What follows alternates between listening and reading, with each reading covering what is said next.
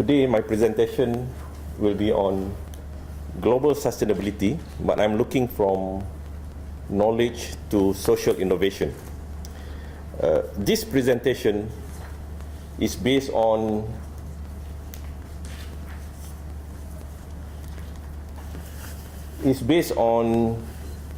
my experience.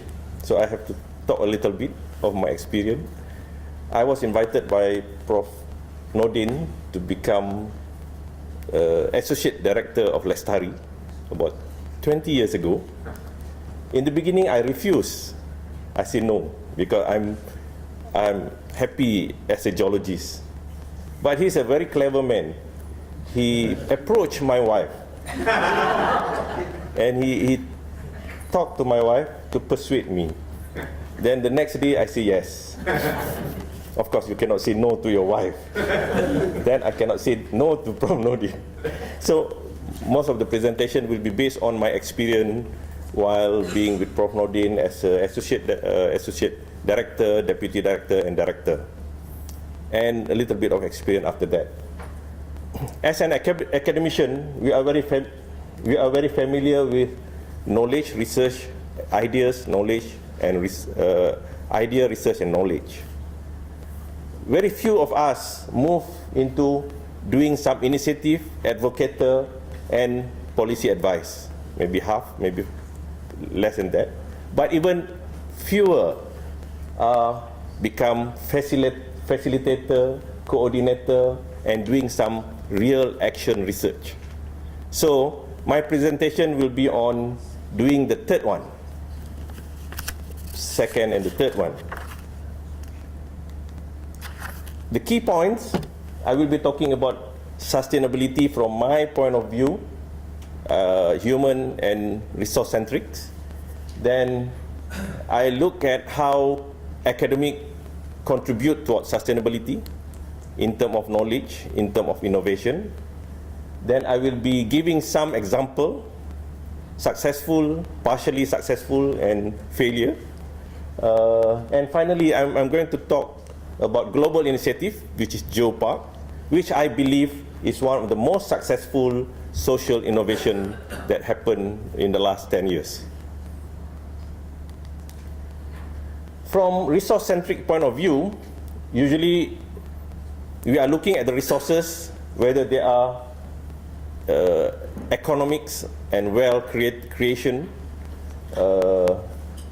natural resources and environment is crucial, and we look at people and their consumption. So this framework usually very much based on the nationalism, the security, stability. People are very much looking at the country need. So the politician, even the academic, some academic, policymaker, agencies are looking at what resources they have and how these resources can be of economic value, and how about our people.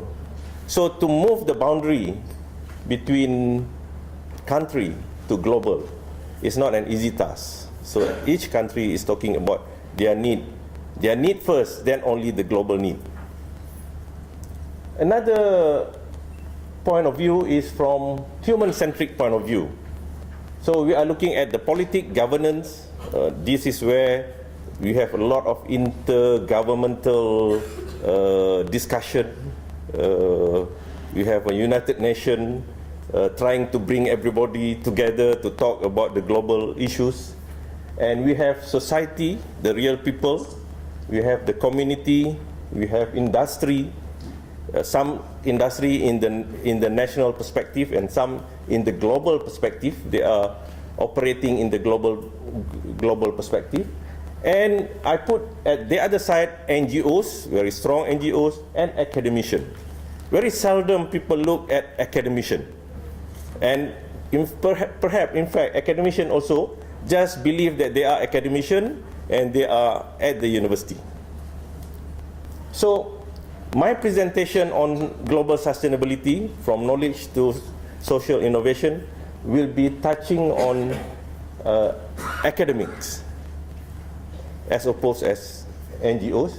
And when we talk about this framework, human-centric framework, we are talking about leadership and value. This is where you can expand our concern about national interests. If we have a leadership of the global perspective, and if we can really bring the value of the global perspective, all parties can start talking about global perspective. It is about individual individual economics, but it is also about community of the wealth in general. But most importantly, it's about citizenship, and the citizenship can be of national, can be of global. So once we can break the barrier of national citizenship into the global, we can solve many global problems. But as long as we are still talking about national citizenship, then we are still back into that resource-centric point of view. So when we look at academic contribution to sustainability, this is from the most common into the most rare contribution. It's always, academic is always talking about advancement of ideas and knowledge. A lot of knowledge about sustainability, actually. Too much knowledge about sustainability. Improve the state of the art. We look at how people do research, how people integrate, and we bring this, okay, this is our state of the art. And even academic leadership is very much focused on the peers, journal publication among peers, and partly colleague within the university environment. Some may go into new concept and new technology, and this actually has advanced some of the sustainability, new environmentally friendly technology, new alternative energy and so on, green technology. So technology and concept has provide. And maybe in the last 10-20 years, we are talking, academicians talking about multi and transdisciplinary research. Knowledge has been there, plenty of knowledge, but some very little talking about public intellect as a public leaders, and start talking to the public and public awareness. So the downward movement or contribution of academic is very important if we are talking about academic contribution to sustainability. I've been toying with the ideas of innovation, and I come up with this for academic. When we talk about innovation for sustainability, we are talking about knowledge innovation, creating new knowledge, and this usually in the form of new knowledge and publishable in the journal. Sometimes we talk about improved knowledge and interpretation. Sometimes we talk about knowledge to sustainability solution. But it's all within knowledge innovation. And a lot has been done in terms of technological innovation. Come up with the new processes and products in terms of patent, technology, commercialization. Some developing country is still struggling, but it has been done a lot. But when we talk about social innovation, where the ideas, information, and knowledge is for a societal changes in terms of the mindset, in terms of the behavior and their initiative, or in short, social engagement, this has not much has been done. And I believe this third part is also the important role that academic can play. So I'm going to give some example that we have been trying to do this in the last 20 years. Some successful, some partially successful, and some not quite successful. So a little bit on social innovation. Actually, social innovation is about engage people and create new social relationship and model for collaboration. We let people to collaborate and having a model for people collaboration, and we are a facilitator, or we are a part of the people. So this can be done through social empowerment, socio-economic improvement, education for heritage appreciation, and inculcation of shared value. And we try to build up this model for UMT.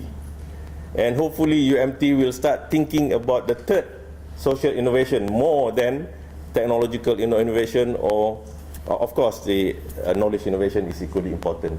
So we can see many aspects and roles that the academician can play within the social empowerment, socio-economic improvement, heritage appreciation, and shared value. I'm going to give few examples. For example, this is a joint project between Lestari and Town and Country Planning. This was the first project. We got something like 2 to 3 million ringgits. Prof. Nordin is the leader of this project. So we are preparing. We use Town and Country Planning. The director is very gung-ho of this Agenda 21. I suppose Prof. Halimatun is around. No, it's not around. So we are preparing this Agenda 21 Selangor Commitment for Sustainable Development. So we are doing a lot of things, identifying the status of the development of Selangor, then prescribe strategy for sustainable development, formulate action plan, conduct some pilot studies for implementation, derive a lot of guidelines for many parties, and build capacity. We have a lot of seminar, workshop to build capacity. This has been like a good movement, a strong movement in Selangor. But of course, you know, politician, once the government change, the head of the government change, the emphasis also change. So we don't hear much about Agenda 2021 Selangor these days.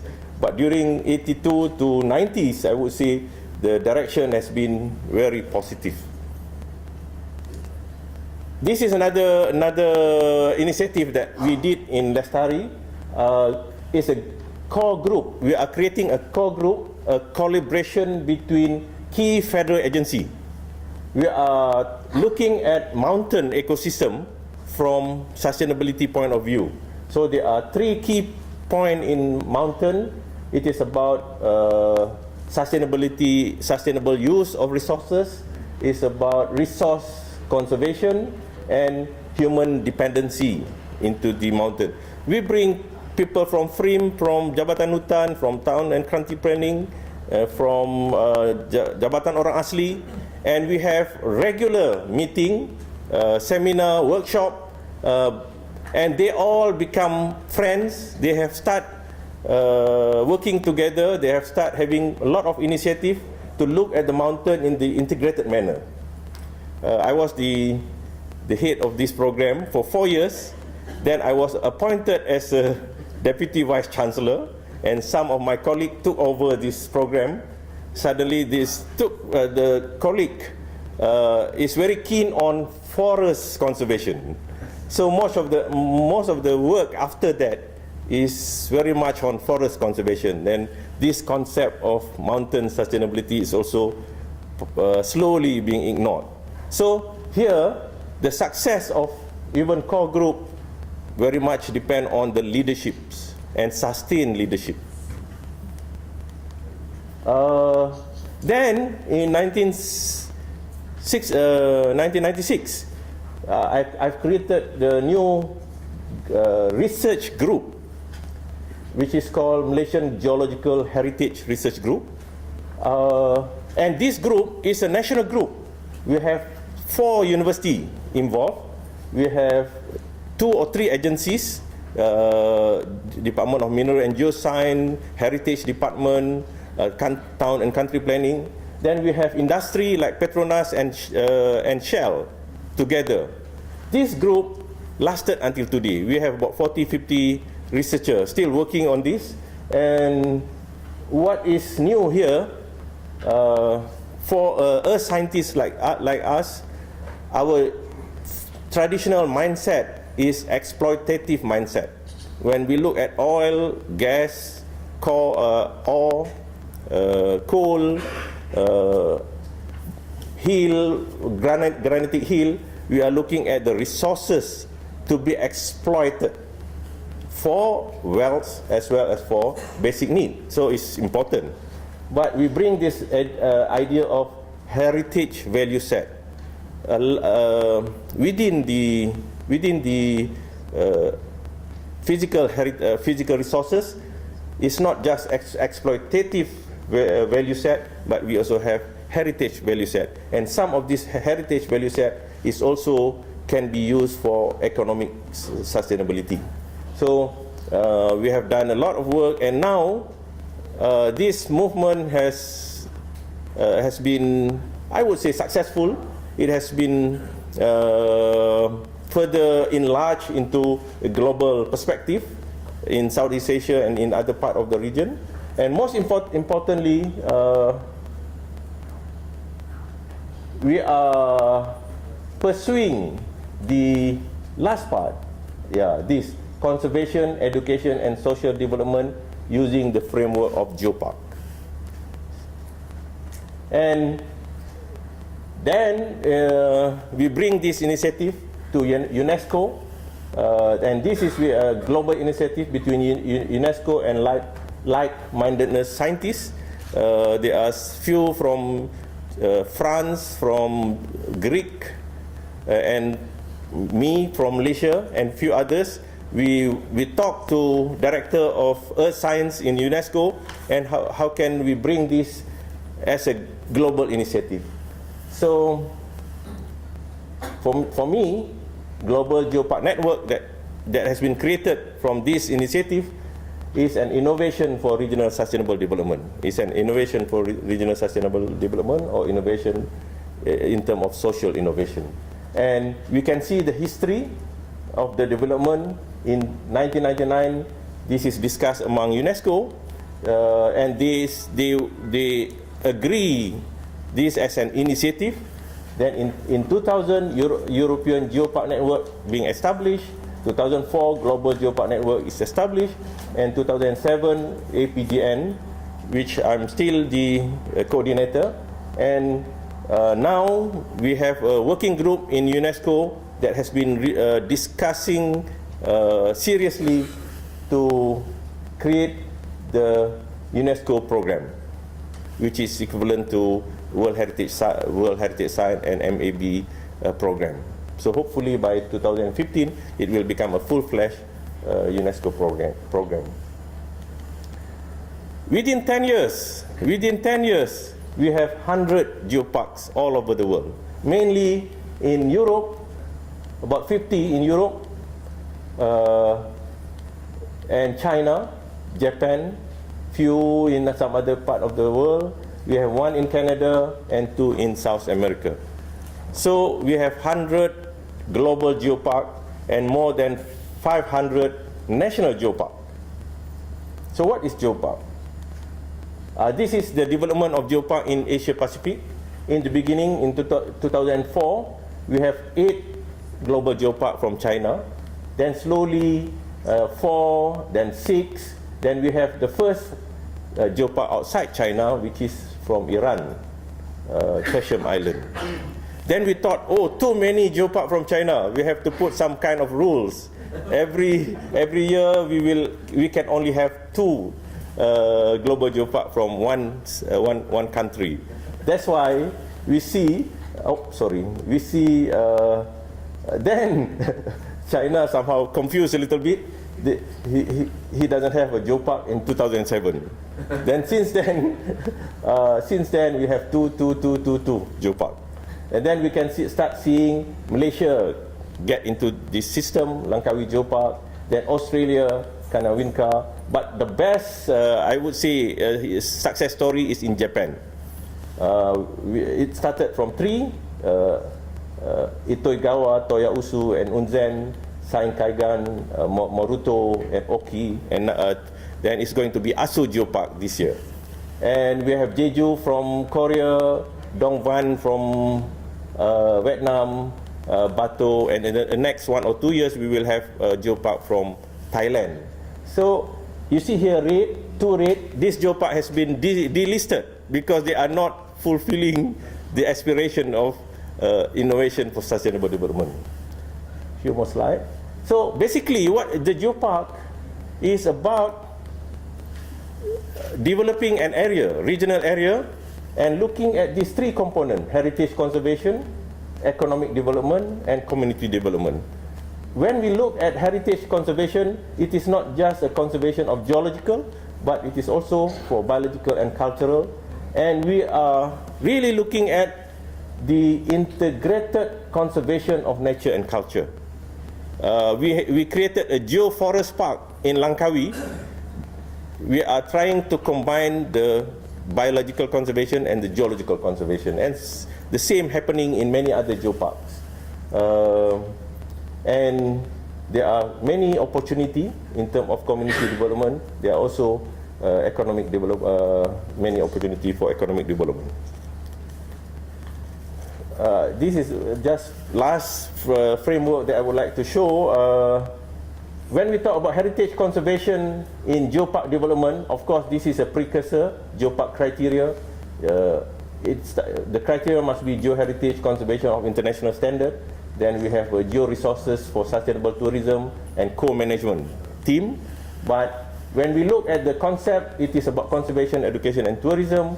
But when we talk about conservation within geopark, it is not just geoheritage, but biodiversity and cultural heritage. And what is the output? Output is integrated conservation and knowledge-based tourism.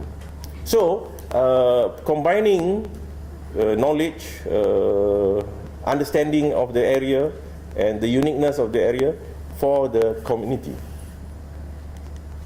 Some example, Langkawi, I just show very quickly because I just want to highlight what is the interesting thing that need to be developed. Like in Langkawi, it is an international tourism destination, but the community, local community is not being empowered. Mostly is a large company involved in taking the opportunity for tourism in Langkawi, but geopark bring this community engagement, community participation. In fact, in Kilim, we managed to create the cooperative among the fishermen, and they are the one who run for the tourism activity. And currently, Kilim is the second biggest in terms of numbers of visitors in Langkawi. And we also bring this what we call shared value among local community. They now believe that Langkawi is very special, it has to be protected, and the Langkawi can bring a lot of socio-economic development for the community. In Silin Stone Forest Park, Yunnan in China, for example, this is a beautiful landscape, but they have a lot of minorities, Sani culture minorities, which is relatively not well off in terms of economic, and the development of geopark in this area promote the socio-economic development of the Sani culture or He nationality. In Toya Usu Geopark, for example, this is for the first time 4 mayors that manage one mountain, which is Usu Mountain, work together as a team. And now they said that this is something, the best thing happened to them. Never in their life 4 mayors work together, and every year they change the coordinator among the mayors, the 4 mayors. In Jeju Island, they are talking about too many people visiting Jeju Island. They are talking about how to disperse tourism and create more specific based tourism rather than mass tourism. So basically balancing between mass tourism and nature tourism. And in Dong Van Kas, this is a classic example. It's a very poor place. They have diverse ethnic group, which is very poor, and not many people want to visit this place because it's very far, 10 hours drive. But having global geopark and government supported the infrastructure, then they can increase the number of tourists, and in turn, the socio-economic of the community can be further developed or enhanced. Okay, what I'm trying to say is academics have to move from just creating knowledge to social innovation. And of course, knowledge innovation is important for us to provide knowledge and information for sustainability. And technological innovation is important to use for preventive measures as well as improve mainly environmental sustainability. But social innovation is a long-term purpose to educate, change the mindset, and engage people to act for sustainability. And we can see clearly within the geopark, the mindset change, the economic change is happening. If only this model can be used for many other things, I think we can achieve the true sustainability. With that, thank you very much.